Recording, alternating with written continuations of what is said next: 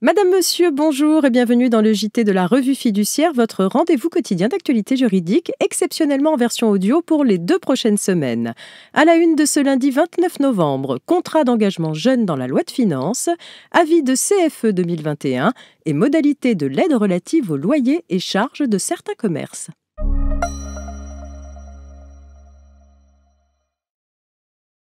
Le 2 novembre dernier, le Premier ministre avait annoncé la mise en place progressive d'un contrat d'engagement jeune, ayant pour objectif de donner un maximum de chances de trouver un emploi aux jeunes les plus en difficulté.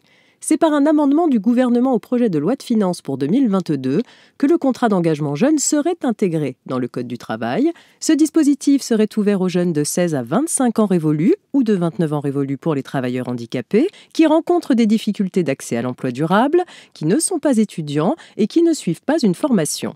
Ceux-ci devraient remplir des exigences d'engagement, d'assiduité et de motivation qui seraient précisées par décret. Selon l'exposé des motifs de l'amendement, le contrat prendrait la forme d'un parcours avec une mise en activité systématique et régulière du jeune du premier au dernier jour, notamment par des immersions en entreprise ou des formations visant à l'orienter vers l'emploi ou l'alternance le plus vite possible. À partir de la signature du contrat, le jeune pourrait percevoir une allocation mensuelle dégressive en fonction de ses ressources s'il vit hors du foyer de ses parents ou au sein du foyer de ses parents sans recevoir de soutien financier ou en ne percevant qu'un soutien financier limité de leur part.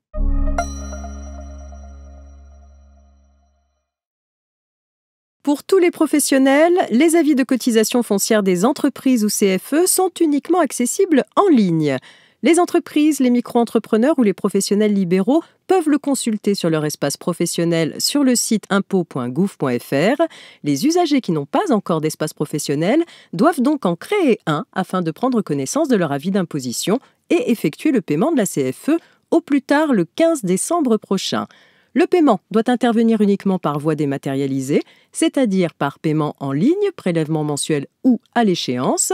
2021 marque l'entrée en vigueur de la baisse des impôts de production, avec notamment une diminution de 50% de la base imposable des locaux industriels.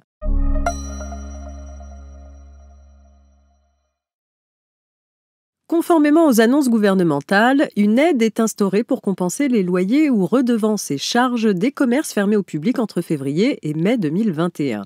Un décret du 16 novembre dernier en détaille les modalités. Pour y être éligible, une entreprise doit notamment avoir été créée avant le 31 janvier 2021 et exercer une activité éligible durant le mois pour lequel elle demande l'aide. Énumérées en annexe du décret, les activités éligibles comprennent de nombreux commerces de détail et services.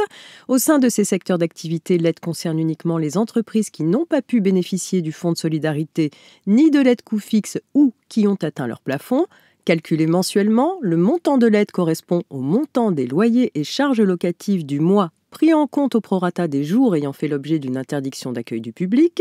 Le montant obtenu est ensuite diminué des aides précitées, ainsi que du résultat lié au surcroît d'activité en ligne et de l'éventuelle indemnisation garantie par des assurances au titre des loyers et charges. Un mécanisme de calcul de plafonnement est également appliqué dans certains cas afin d'éviter une surcompensation. La demande d'aide doit être déposée en une seule fois sur le site impôts.gouv.fr entre le 29 novembre 2021 et le 28 février 2022. C'est la fin de ce JT, je vous souhaite un très bon début de semaine. À demain.